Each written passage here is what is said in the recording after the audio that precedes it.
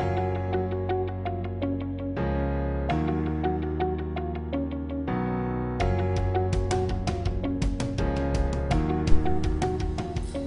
a good day to you all.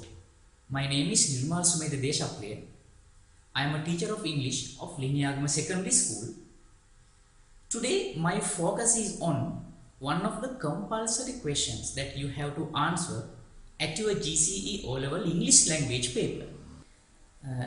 දුවේ පුතේ අද මගේ පාඩමට යන්න කලින් මං හිතනවා මං ඔයාලට මේ අපේ English language paper එක පිළිබඳ paper එකේ structure එක නැත්තම් paper එකේ සැකැස්ම පිළිබඳව පොඩි අවබෝධයක් ඔයාලට දුන්නොත් හොඳයි කියලා.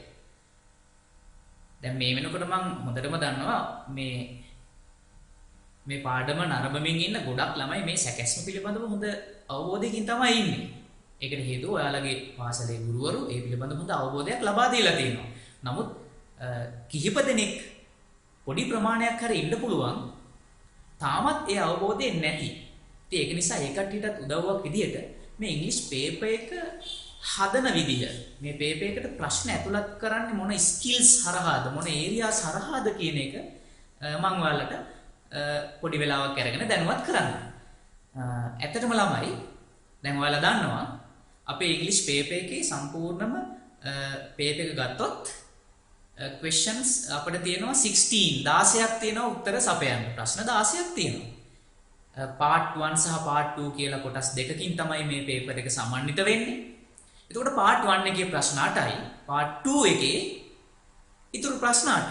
all together 16 ඔක්කොම 16යි. මේ ප්‍රශ්න 16ටම ඔයාලට පිළිතුරු සපයන්න ලබා දෙන time duration එක 3 hours පැය 3ක් ඔබට ලබා දෙනවා. එතකොට මේ ප්‍රශ්න 16 හැදෙන්නේ කොහොමද? මේ ප්‍රශ්න 16 ඇතුළත් කරන්නේ මොන ස්කිල්ස් ටෙස්ට් කරන්නද? අපි අන්නේ පිළිබඳව දැන ගැනීම වැදගත්. ඇත්තටම ඒරියාස් 4කින් තමයි මේ ප්‍රශ්න 16 ඔයාලට ලබා දෙන්නේ. ඒ ඒරියාස් 4 තමයි ළමයි reading. ඔයාලට රීඩ් කරලා තීරුම් අරගෙන ප්‍රශ්න වලට පිළිතුරු සපයන්න පුළුවන්ද කියලා ඔයාලගේ ඉංග්‍රීසි ලැන්ග්වේජ් පේපර් එකේ ටෙස්ට් කරලා බලන්න. ඒ වගේම grammar. ඔයාලගේ ඉංග්‍රීසි ලැන්ග්වේජ් එක පිළිබඳව තියෙන ව්‍යාකරණ දැනුම ටෙස්ට් කරනවා පේපර් එකේදී. ඒකට ප්‍රශ්න කිහිපයක් එකක් දෙකක් ඇතුළත් කරනවා. ඊට අමතරව vocabulary ඒ කියන්නේ ඔයාලා දන්න වචන ප්‍රමාණය ගැන ටෙස්ට් කිරීමට වෙනමම ප්‍රශ්න කිහිපයක් ඇතුළත් කරනවා. vocabulary type question ඔයාලගේ දන්න වචන ප්‍රමාණය ටෙස්ට් කරන්නත් ප්‍රශ්න ඇතුළත් කරනවා. සහ ඔයාලගේ writing skills එක ටෙස්ට් කරනවා පේපර් එකේ. writing skills කියන්නේ ලිවීමේ හැකියාව. ඉංග්‍රීසි භාෂාවෙන් ලිවීමේ හැකියාව. writing questions 4ක් ඔබට ලබා දෙනවා පේපර් එකේදී ආන්සර් කරන්න. එතකොට මේ writing questions 4 කොහොමද පේපර් එකේදී එන්නේ කියලා අපි බලමු. part 1 එකට writing questions දෙකක් ඇතුළත් කරනවා. ඊටු දෙක part 2 එකට ඔයාලට part 2 පේපර් එකේදී ඔයාලට දැක ගන්න පුළුවන්. එහෙනම් දරුවනේ අද මම බලාපොරොත්තු වෙන්නේ ඔයාලට කියලා දෙන්න මේ අපේ පේපර් එකට එන writing questions 4න් එකක් පිළිබඳව. ඒ තමයි මේ ඔයාලට පේනවා ඇති paragraph writing.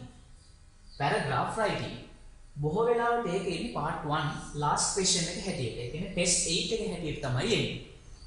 එහෙනම් අපි paragraph writing පිළිබඳව අද මේ පාඩමෙන් හොඳ අවබෝධයක් අරගෙන අපි විභාගයේදී more marks score කරගන්න උත්සාහ කරමු.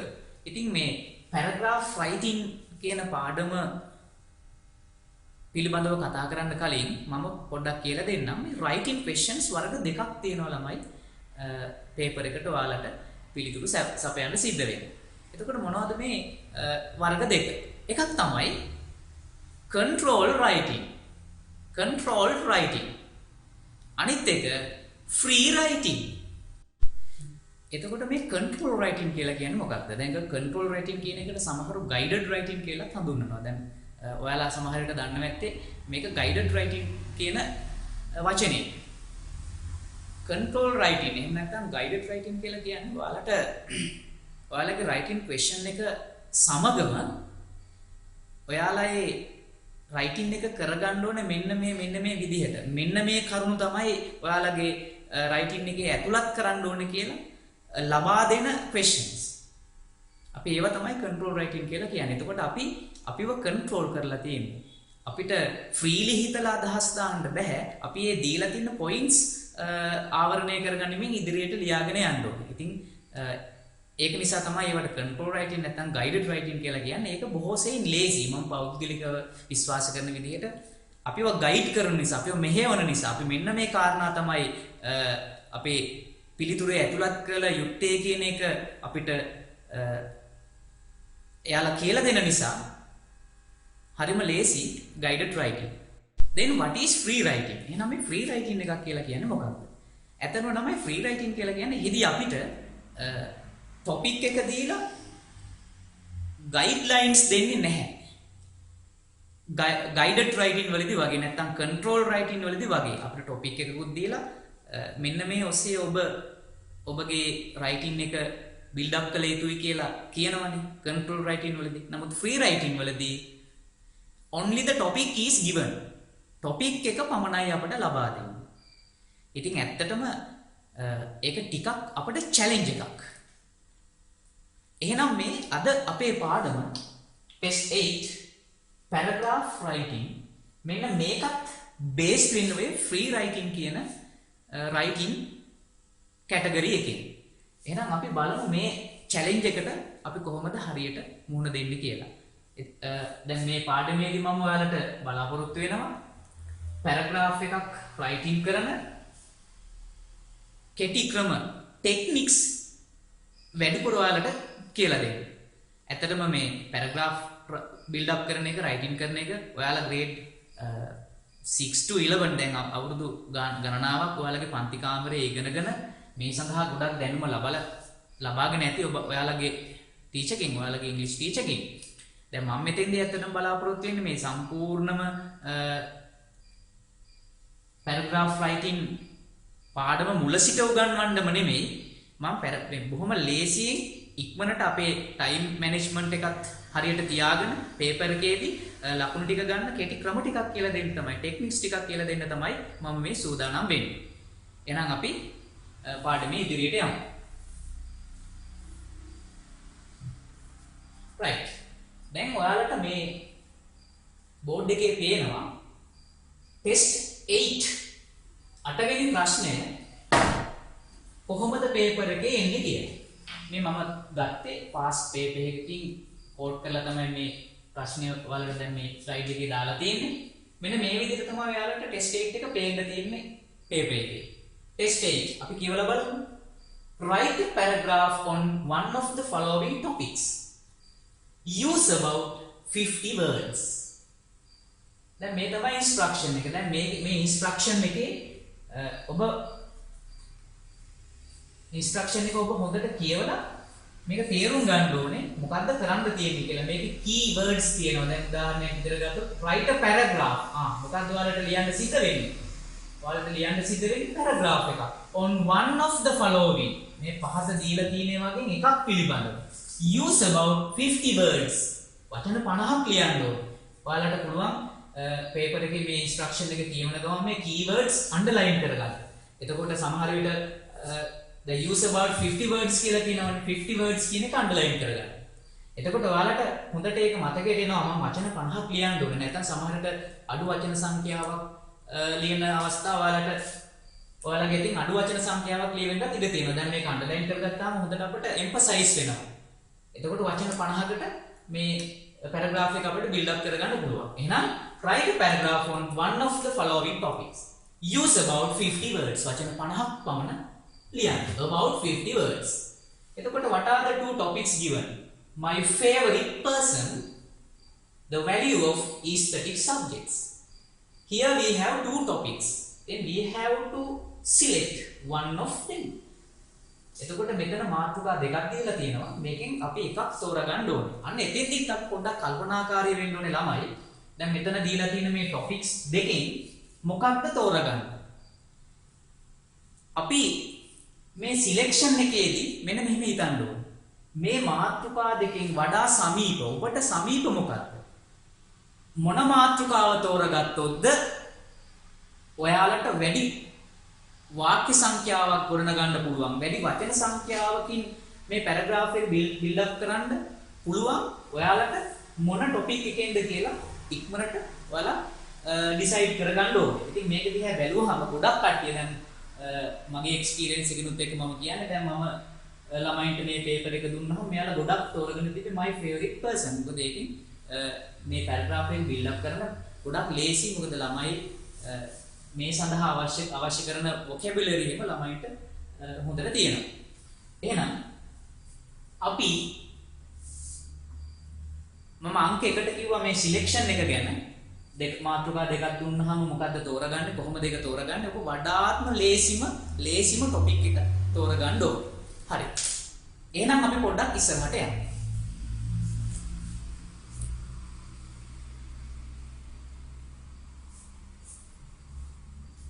හොඳයි. දැන් ඔයාලට මේ බෝඩ් එකේ පැරග්‍රාෆ් රයිටින් එකක් දැක ගන්න පුළුවන්. මේක එක්සැම්පල් පැරග්‍රාෆ් රයිටින් එකක්. අපි බලමු. අපි ඉස්සෙල්ලා මේක රීඩ් කරමුකෝ. My favorite person. මේ බලන්න. My favorite person is my father. He lives in Galle. Galle is a famous city in Sri Lanka. There are many tourist attractions in the city of Galle. My father works in a company. It is situated in Colombo. It's a multinational company. Many people work there. My father has a motorbike and its brand is Yamaha. I play with my father in the evening. Right.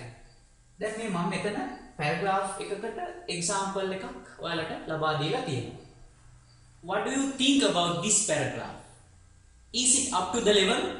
මේ paragraph එක ගැන ඔබට මොකක්ද කියන්න තියෙන්නේ? මේක ඔය මේ හොඳම මට්ටමේ තියෙන පැරග්‍රාෆ් එකක්ද? අපි බලමු. අපි තව පාරක් මේ sentence by sentence සාකච්ඡා කරමු in details. My favorite මාතෘකාව topic එක my favorite person. My favorite person is my father. මගේ ප්‍රියතම පුද්ගලයා තමයි මගේ තාත්තා. He lives in Galle. ඔහු ජීවත් වෙන්නේ ගාල්ලේ. Galle is a famous city in Sri Lanka. අන්න බලන්න. දැන් අපේ මාතෘකාව මොකක්ද? My favorite person. හැබැයි මේ third sentence එක පොඩ්ඩක් බලන්න. Galle is a famous city in Sri Lanka. Galle ශ්‍රී ලංකාවේ ප්‍රසිද්ධ නගරයක්. දැන් අන්න ඒ sentence එකයි මේ topic එකයි අතර ලොකු සම්බන්ධතාවයක් නැහැ. ඒ කියන්නේ මේ well connected නැහැ මේ topic එකට මේ කිව්ව sentence එක. අපි තවත් ඉස්සරහට යන්න. There are many tourist attractions in the city of Galle. මේ බලන්න මේ sentence එක දිහා අපි බැලුවත් මේක මේ මාතෘකාව පිළිබඳ කියවෙන sentence එකක් නෙමෙයි. දැන් අර Galle is a famous city in Sri Lanka. අන්න ඒ sentence එකයි. There are many tourist attractions in the city of Galle. අන්න ඒකයි මේ මාතෘකාවත් එක්ක යන්නේ නැහැ. ඒ වගේම ළමයි my father works in a company. Right. A sentence එක okay. It is situated in Colombo. ඒක පිහිටලා තියෙන්නේ කොළඹ. දැන් මෙන්න මේ තාත්තා වැඩ කරන කම්පැනි එක පිහිටලා තියෙන ලොකේෂන් එක අපිට මේ මාතෘකාවත් එක්ක පැරග්‍රාෆ් එකක් ලියනකොට එච්චර අදාළ වෙන්නේ නැහැ. ඊට අමතරව it's a multinational company. ඒක බහුජාතික සමාගමක්. දැන් අපේ topic එක my favorite person. දැන් මේ තාත්තා වැඩ කරන කම්පැනි එකේ වර්ගය අපි මේකට දැම්මොත් ඒක එච්චරම සාර්ථක නැහැනේ. මේ මාතෘකාවත් එක්ක ගැලපෙන්නේ නැහැනේ. බලමු තවත් ඉස්සරහට අපි ගිහිල්ලා my father has a motorbike. මගේ තාත්තට motorbike එකක් තියෙනවා. ඉතින් my favorite person ගැන කතා කරනකොට මේ වාක්‍ය නම් මේ මාතෘකාවත් එක්ක relationship එකක් තියෙනවා. Its brand is Yamaha. එහි brand එක Yamaha. දැන් මේ bike එකේ brand එක ගැන මේ paragraph එක ලියුව කෙනා ලියලා තියෙනවා. එතකොට ඒ its brand is Yamaha කියන sentence එකයි මාතෘකාවයි අතර well මේ දෙක well connected නැහැ. ඊට අමතරව I play with my father in the evening. මම මගේ තාත්තත් එක්ක හවස සෙල්ලම් කරනවා. දැන් ඇත්තටම මේක මේ paragraph එක දිහා ඔයාලා හොඳින් බැලුවොත් මේකේ ගොඩක් sentences ඇතුළත් කරලා තියෙනවා මාතෘකාවත් එක්ක ගැලපෙන්නේ නැති. එහෙනම් ඇත්තටම මේකේ මේක අපිට බැලුමටම මේක පැරග්‍රාෆ් එකක් විදිහට පේනවා. නමුත් මේකේ කියවගෙන යනකොට අර ටෝටල් මාර්ක් ස්කෝර් කරගන්න විදිහක් නැහැ.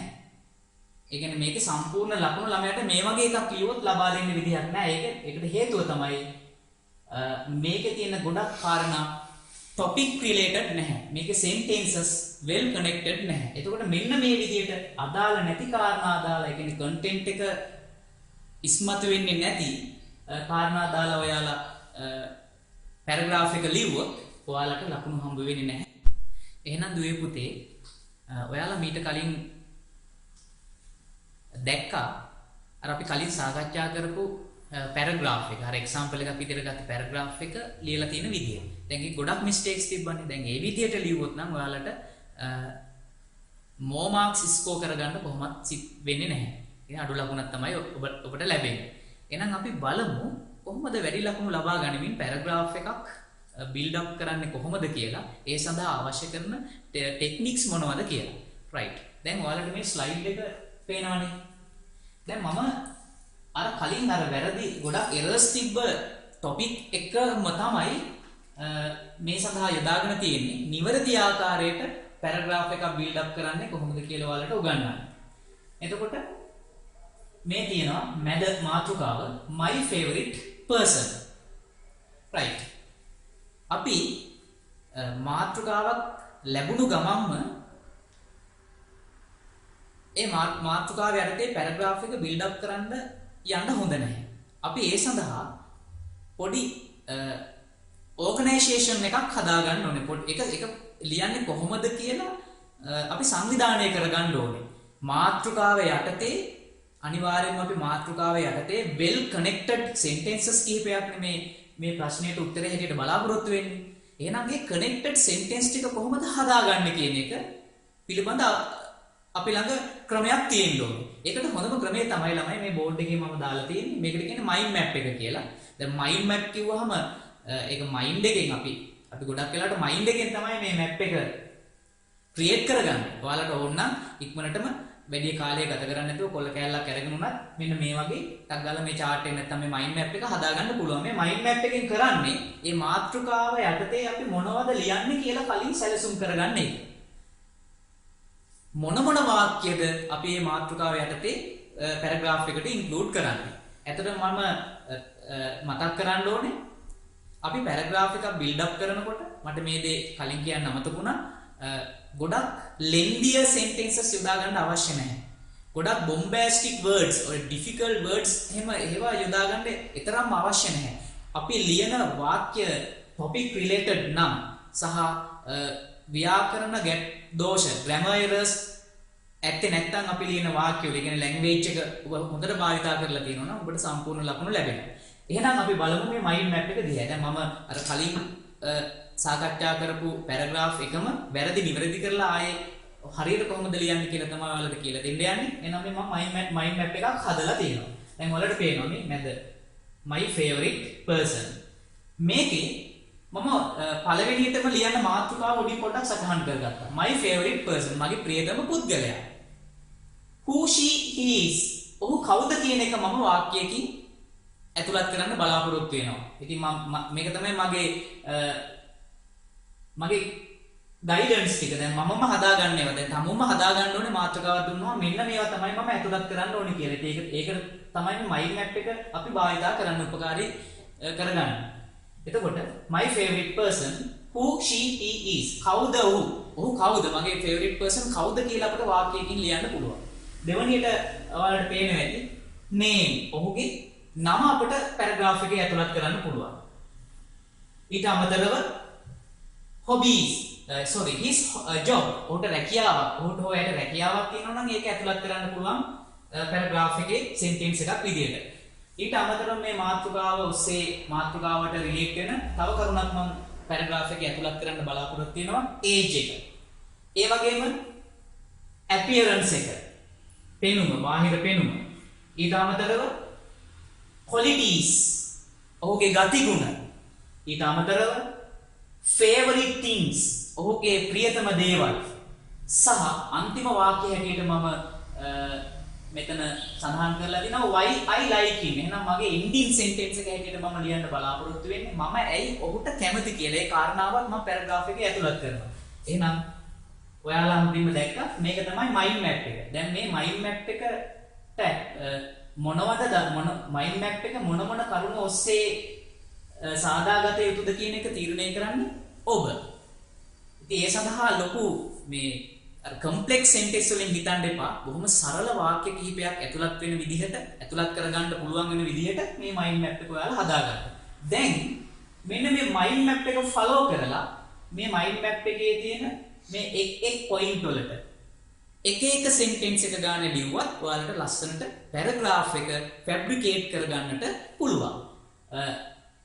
එක point එකකට එක වාක්‍යයක්ම කියලා අපිට එහෙම limit එකක් නැහැ. දැන් සමහර points ගත්තාම මේ favorite things වගේ ගත්තාම අපිට ඕන නම් ඒ point එකට අදාළ sentence දෙකක් තුනක් උනත් ලියන්න පුළුවන්. right. එහෙනම් මෙන්න මේ point අපි follow කරමින් මම ලියුව paragraph එක මොකක්ද කියලා අපි බලමු. right. මේ දෙන්නේ my favorite person.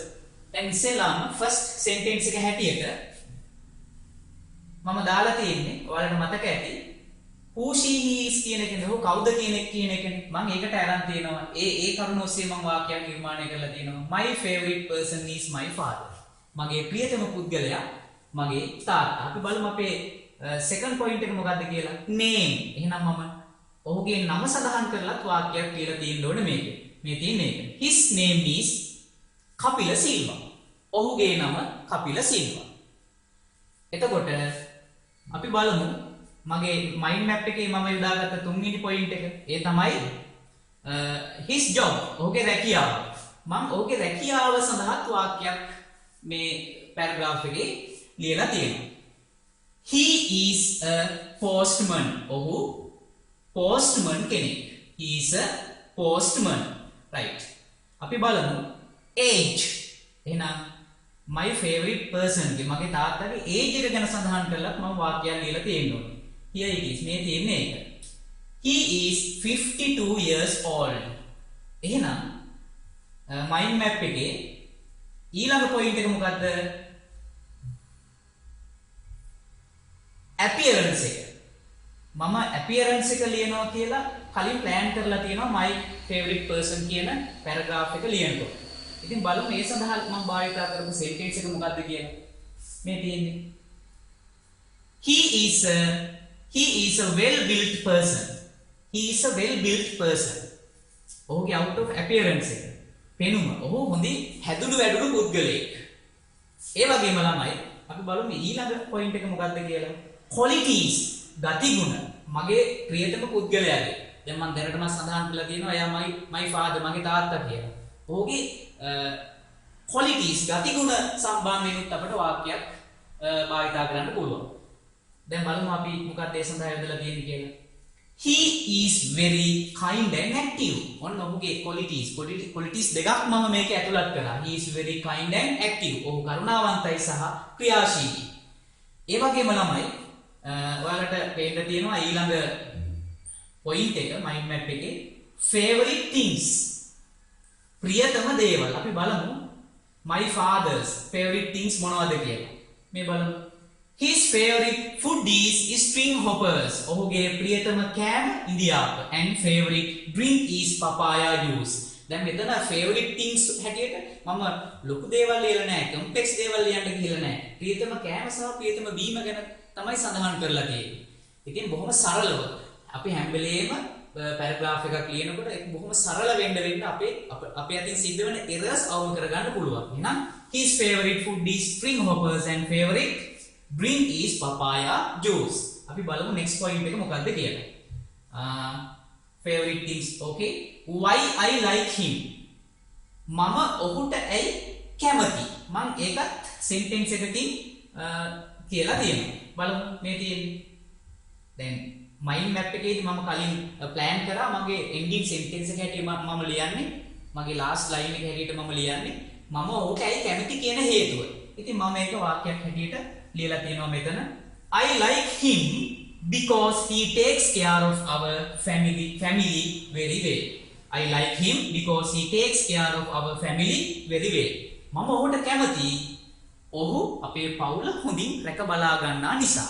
එතකොට දැන් මේ because වගේ වචන මේ conjunction ගත්තොත් ඔයාලට අනිවාර්යයෙන්ම මේ වෙනකොට grade 11 නැත්නම් O level students කෙනෙක් හැටියට මේව භාවිතා කරන හැටි grade 9 8 වගේ grades වලදී ඉඳලම උගන්වලා ඇති ඔයාලගේ ගුරුවරු. ඒක නිසා මේක එච්චර ප්‍රශ්නයක් නෙමෙයි ඔයාලට. එහෙනම් දැන් මෙන්න මේ paragraph එක දිහා බැලුවහම my favorite person කියන paragraph එක දිහා බැලුවහම අපි තව පාරක් කියමු. My favorite person is my father. His name is Kapila Silva. He is a postman. He is 52 years old. He is a well-built person. He is very kind and active. His favorite food is string hoppers and favorite drink is papaya juice. I like him because he takes care of our family very well. දැන් මේක දිහා හොඳට බැලුවහම ළමයි මේ බලන්න මේකේ complex sentences මම පාවිච්චි කරලා නැහැ. lengthier sentences කොහෙවත් පාවිච්චි කරලා නැහැ. මම මේකේ මේ bombastic words යොදාගෙන නැහැ. අමාරු තේරුම් ගන්න අමාරු ලොකු වචන මම මේකේ ඇතුළත් කරලා නැහැ. මම මේකේ තාම simple words යොදාගෙන simple sentences කිහිපයක් යොදාගෙන my favorite person කියන එක යටතේ paragraph එකක් build up කරා. මෙහෙම කරන්න මට උදව් වුණේ මොකද්ද? මෙන්න මේ mind map එක. එතකොට ඔයාලා දැන් මේ වගේ ප්‍රශ්නයකට ඔයාලට ලැබෙන කාලය සාමාන්‍ය විනාඩි 6ක් 7ක් වගේ. මොකද part 1 එකේ අපිට දීලා තියෙන time duration එක 1 hour පැයයි. ඉතින් ප්‍රශ්න 8කට උත්තර ලියන්න තියෙනවා. එතකොට එකකට ගත වෙන කාලය බෙදලා බැලුවහම අපිට විනාඩි 5ක් 7ක් විතර ගන්න පුළුවන්. ඒ කාලය හොඳට manage කරලා අපි ඉක්මනට mind map එකක් හදා ගන්න ඕනේ. මේ මම අර ඉස්සෙල්ලා අපි දැන් මේ කතා කරපු මෙන්න මේ paragraph එක සාර්ථකව build up කරන්න මට උපකාර වුණේ මොකද්ද? මෙන්න මේ mind map එක. ඉතින් මේ mind map එකෙන් තමයි මාව හරි විදිහට මේ paragraph එක ලියාගෙන යන්න මට උදව් වුණේ. ඉතින් ඔයාලා මෙන්න මේ ටෙක්නික් එක අනුගමනය කරොත් ඔයාලගේ O level English language question paper එකේ paragraph writing කියන question එකට සාර්ථකව උත්තර ලියන්න අනිවාර්යයෙන්ම පුළුවන් වෙනවා. එහෙනම් දුවේ පුතේ අපි paragraph writing සම්බන්ධයෙන් තවත් example එකක් කතා කරමු. මේ ඔබට පේනවා ඇති මම මේ paragraph එක build up කරන්න මේ සැරේ යොදාගන්නේ the place where I live. මම ජීවත් වෙන ස්ථානය. දැන් ඔයාලට හොඳට මතකයේ තියෙනවා නම් අනිවාර්යයෙන්ම මේ මාතෘකාව එච්චර ඔයාලට unfamiliar නැහැ. ඒකට හේතුව මේ last year ගිය අවුරුද්දේ O level English language paper එකේ paragraph writing කොටසට ආව එක් topic එකක් the place where I live. එහෙනම් දැන් ඔයාලට පේන්නේ මම මේ paragraph එක already ලියලා තියෙනවා. මම දැනටමත් මේක ලියලා තියෙනවා. මම ඔයාලට පෙන්නන්නම් අර කලින් කිව්වා වගේ මම මේ paragraph එක මේ විදිහට build up කරන්න මම අනුගමනය කරපු ක්‍රමය. දැන් ඔයාලා දන්නවා අර mind map එක. දැන් ඔයාලට අර right corner එකේ පේන්න තියෙන එක තමයි. මේ තියෙන්නේ මම මේ මෙතන මම දක්වලා තියෙන්නේ මගේ mind map එක. ඒ කියන්නේ මම මේ මාතෘකාව ඔස්සේ paragraph එක fabricate කරනකොට මම මොන දේවල්ද ලියන්නේ කියලා කලින් කරපු plan එක තමයි මේ තියෙන්නේ මගේ mind map එක. එහෙනම් මම පොඩ්ඩක් ඒක explain කරන්නම් ඔයාලට. මම ඉස්සෙල්ලාම මේක ලියලා තියෙනවා what it is ඒක මොකක්ද the place where I live මම ජීවත් වෙන තැන මම ජීවත් වෙන තැන මොකක්ද කියලා මම මගේ paragraph එකේ ලියලා ඇති where it is ඒක කොහෙද තියෙන්නේ මම ඒක තියෙන තැනත් paragraph එකේ ලියලා තියෙනවා its nature ඒ ස්වභාවය ඒක මොන වගේ ස්ථානයක්ද මොන වගේ දෙයක්ද what we can see there අපිට එහි මොනවද දැක ගන්න පුළුවන් මම ජීවත් වෙන place එකේ මොනවද දැක ගන්න පුළුවන් මම ඒ සම්බන්ධයෙන් උත් වාක්‍යයක් දෙකක් මගේ paragraph එකේ include කරලා තියෙනවා with whom I live there මම කා එක්කද ජීවත් වෙන්නේ එම ස්ථානයේ ඒ වගේම how I live there මම ජීවත් වෙන විදිහ මගේ the place where I live මම ජීවත් වෙන තැන මම කොහොමද ජීවත් වෙන්නේ එහෙනම් ඒ විදිහට මම මගේ mind map එකේ මම points 1 2 3 4 5 6 මම points 6ක් මගේ mind map එකට මම එකතු කරලා තියෙනවා එහෙනම් ඒ points වලට මම ලියලා තියෙන sentences මොනවද කියලා අපි බලමු මේ points භාවිතා කරලා මම මේ the place where I live කියන topic එක යටතේ paragraph එකක් build up කරලා තියෙන්නේ කොහොමද කියලා අපි දැන් බලමු පළවෙනි point එක what it is ඒක මොකක්ද දැන් මාතෘකාව තමයි the place where I live එහෙනම් මම ජීවත් වෙන තැන මොකක්ද කියලා මම පළවෙනි sentence එකේ කියන්න තමයි බලාපොරොත්තු වෙන්නේ what it is මොකක්ද ඒක the place where I live the place where I live is my house මම ජීවත් වෙන තැන වන්නේ මගේ නිවසයි right එතකොට second point එක බලමු where is it ඒක කොහෙද තියෙන්නේ එහෙනම් මම මගේ නිවස තියෙන තැන මගේ my house එකේ location එක සඳහා වාක්‍යයක් මම ලියලා තියෙනවා it is in a beautiful village called Lihiniagama it is in a beautiful village called Lihiniagama ඒක තියෙන්නේ ලස්සන ගමක ලිහිණියාගම කියන ලස්සන ගමේ තමයි ඒක තියෙන්නේ. එතකොට third point එක its nature. දැන් මේක මොන වගේ ගයක්? දැන් මගේ ජීවත් වෙන තැන ගයක් කියලානේ මම මුලින්ම හඳුන්වලා දුන්නේ. එහෙනම් ඒක මොන වගේ? What's its nature? It's a beautiful and large house. ඒක ලස්සන සහ විශාල ගයක්. එතකොට ඒකම මම අර කලින් කියවනේ අපිට ඕන නම් මේක point එකකට more than one sentence ඇතුළත් කරන්න පුළුවන්. මම ඒකට තවත් add කරලා තියෙනවා මේ its nature කියන එක යටතේ එක sentence එකක්. And also it's a double storied house. ඒක තට්ටු දෙකක නිවාසයක්. දැන් මම මේ වාක්‍ය දෙකෙන්ම විස්තර කරේ මගේ නිවසේ ස්වභාවය. the place where I live මම ජීවත් වෙන තැන එහි its nature එක තමයි මේ වාක්‍ය දෙකෙන්ම විස්තර වුනේ ඊළඟට අපි බලමු what we can see there අපිට එහිදී මොනවද දැක ගන්න තියෙන්නේ ඒ කියන්නේ මගේ නිවසේ මොනවද දැක ගන්න තියෙන්නේ මොනවද මගේ නිවසේ තියෙන දේවල් there is a beautiful garden around my house මගේ නිවස වටේට ලස්සන ගෙවත්තක් තියෙනවා there are 5 bedrooms, a dining room, a kitchen, a bathroom and a living room in my house. මේ මගේ නිවසට ආවම දකින්න තියෙන දේවල් මේ දේවල් දැක ගන්න පුළුවන්. මම ආයෙත් යන්නම්. There is a beautiful garden around my house. There are 5 bedrooms, a dining room, a kitchen, a bathroom and a living room in my house. And also there is a pond in front of my house. And also තවත් මගේ නිවස ඉදිරියේ පොකුණක් තියෙනවා කියලාත් මම මේ sentence එකකින් ලියලා තියෙනවා. එහෙනම් මම මේ what we can see there කියන point එකට මම sentences බලමු කීයක් ඇතුළත් කරලා තියෙනවද කියලා. one දැන් මේ there is a beautiful garden around my house එකයි there are 5 bedrooms, a dining room, a kitchen, a bathroom and a living room in my house. දෙකයි.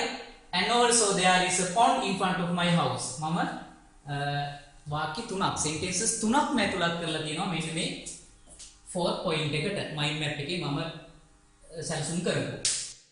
Okay, let's go to the next point of the mind map. with whom I live there. මම ජීවත් වෙන මගෙත් එක්ක ජීවත් වෙන කට්ටිය මේ නිවසේ මම කා සමගද ජීවත් වෙන්නේ. බලන්න මම ඒ සඳහා යොදාගෙන තියෙන වාක්‍යය. I live at my home with my parents and two sisters. හරිම simple sentence එකක්. මම මගේ ගෙදර ජීවත් වෙන්නේ මගේ දෙමව්පියෝ සහ සහෝදරයෝ දෙන්නා සමග. Okay, the last point. How I live there. මම කොහොමද මගේ ගෙදර ජීවත් වෙන්නේ? දැන් මේක මේ මයින්ඩ් මැප් එකේ මම මෙන්න මේවට වාක්‍ය ලියනවා කියලා තමයි කලින් ප්ලෑන් කරේ. ඉතින් එහෙනම් අනිවාර්යයෙන්ම මම මේකට වාක්‍යයක් ලියන්න ඕනේ. How I live there. මම මගේ ගෙදර ජීවත් වෙන ආකාරය අපි බලමු. I live there happily. මම මගේ ගෙදර ජීවත් වෙන්නේ සතුටින්. And the last sentence, I love it very much. මම ඒකට ගොඩක් කැමතියි. ඒ කියන්නේ මම මගේ ගෙදරට ගොඩක් කැමතියි, ගොඩක් ආදරෙයි. එතකොට ඔයාලට දැන් හොඳටම මේ පැහැදිලි වෙන්න ඇති.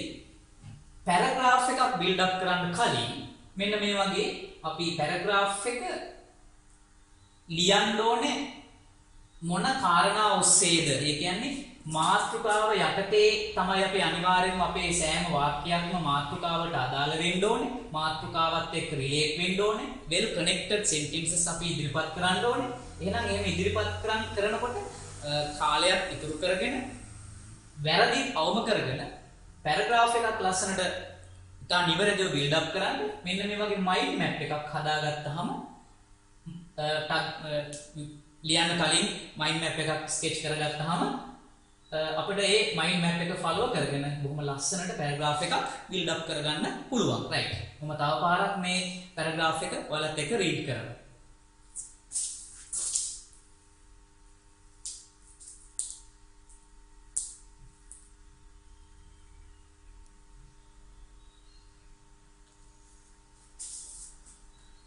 The place where I live is my house. It is in a beautiful village called Lihniagam. It is a beautiful and large house. And also it is a double-storied house. There is a beautiful garden around my house. There are 5 bedrooms, a dining room, a kitchen, a bathroom and a living room in my house. And also there is a pond in front of my house. I live at my home with my parents and 2 sisters. I live there happily and I love it very much. Okay children, now we are going to discuss another paragraph writing. Right, here is the topic. How I celebrated my birthday. How I celebrated my birthday, I think now you can see. Right. Before fabricating the paragraph, then I have already done the paragraph. Then I think you can see over there, I have prepared the mind map. By using this mind map, I wrote this paragraph. Okay, then let's go through the points of the mind map. When your birthday was, who arranged the party? Who came to the party? When it began? What I and others did? About the birthday gifts. How you felt on that day? Okay. By using these points in the mind map I prepared, then I fabricated this paragraph like this. Okay. An error occurred and I am going to solve it. Okay, now it's okay. Then, when your birthday was? My 16th birthday fell on last Friday. Who arranged the party? My mother and father arranged a small party to celebrate it. Who came to the party? My friends and relatives came to the birthday party. When it began? The party began at 7 p.m. What I and others did? I cut the birthday cake and served it to all. After having dinner, everybody enjoyed singing songs and dancing. About the birthday gift. My uncle gave me a beautiful puppy as the birthday gift. Here the last point. How you felt on that day? I felt very happy and it was an unforgettable day in my life. Right. Then you can see how I fabricated this small paragraph. All the sentences included here are well connected with the topic given. දැන් ළමයි දැන් මම අවසාන example එක හිටියට තමයි ඔයාලට දැන් මම මේක පෙන්නන්නේ. දැන් මේකේ මාතෘකාව how I celebrated my birthday. දැන් ඒක ලියන්නත් කලින් ඒකේ ඒ paragraph එක මම build up කරන්නත් කලින් අර පෙර කළා වගේම මම ඉස්සෙල්ලා කරපු විදිහට මම මොකද කරලා තියෙන්නේ? mind map එකක් හදාගත්තා. මේ තියෙන්නේ mind map එක ඒකේ තියෙන points ටික. මම මේ points වලට තමයි මේ වාක්‍ය create කරේ. When your birthday was. කවද්ද birthday එක? Who arranged the party? කවුද මේ party එක arrange කරේ? Who came to the party? කවුද party එකට ආවේ? When it began. ඒක කීයකට පටන් ගත්තේ? What I and others did. මම සහ අනිත් කට්ටිය මේ party එක වෙලාවේ මොනවද කරේ? About the birthday gifts. උපන්දින තෑගි පිළිබඳව සඳහනක් කරලා තියෙනවා මම මේකේ. එතකොට how you felt on that day. ඒ දවසේ ඔබට හැඟුණ ඔබට මොන වගේද එදා දවසේ හැඟුනේ? ඉතින් ඔන්න ඔය කාරණා ඔස්සේ මම මේකේ sentences include කරලා තියෙනවා. Right. Once again, let's go through this paragraph. My 16th birthday fell on last Friday. My mother and father arranged a small party to celebrate it. My friends and relatives came to the birthday party. The party began at 7 p.m. I cut the birthday cake and served it to all. After having dinner, everybody enjoyed singing songs and dancing. My uncle gave me a beautiful puppy as the birthday gift. I felt very happy and it was an unforgettable day in my life. එහෙනම් ආදරණීය දුවේ පුතේ අපි දැන් අද මාතෘකා තුනක් කතා කරන්න මේ පාඩමේදී. එහෙනම් අපි බලමු මේ කතා කරපු මාතෘකාවලට අමතරව අපිට තව possible topics අපිට විභාගයට එන්න පුළුවන් topics මොනවද කියලා සහ මීට පෙර ආපු topics වලට උදාහරණ කිහිපයක් අපි බලමු. එතකොට ඔයාලට පුළුවන් තවත් මේ පිළිබඳව හොඳ idea එකක් ගන්න.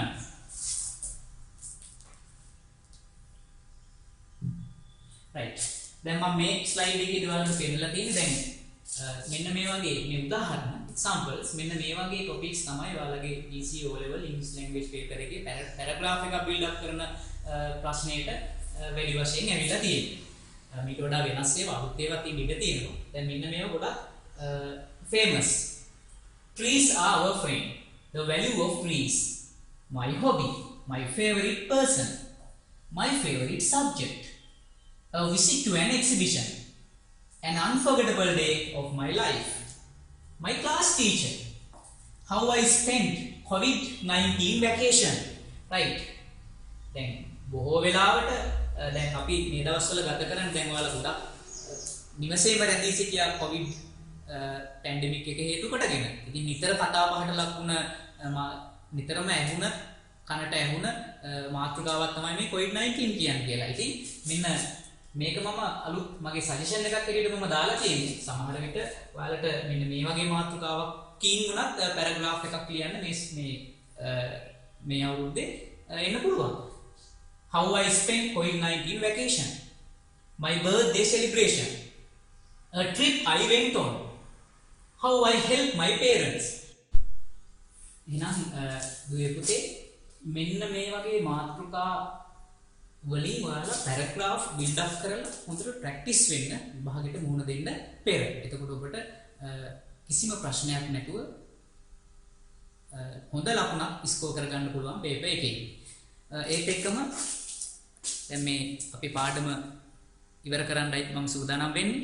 එතකොට මේ සම්පූර්ණම පාඩමේ මම සමරි එකක් ඔයාලට කිව්වොත් එහෙම මෙන්න මේ කරුණු ටික ඉතාම හොඳින් අහගන්න. පැරග්‍රාෆ් බිල්ඩින් අප් ක්වෙස්චන් එකේදී ඉස්සෙල්ලාම ඔයාලා කරන්න ඕනේ හොඳට ඉන්ස්ට්‍රක්ෂන් එක කියවන්න ඕනේ. ඒ කියන්නේ කොපමණ වචන ප්‍රමාණයක් ලිවිය යුතුද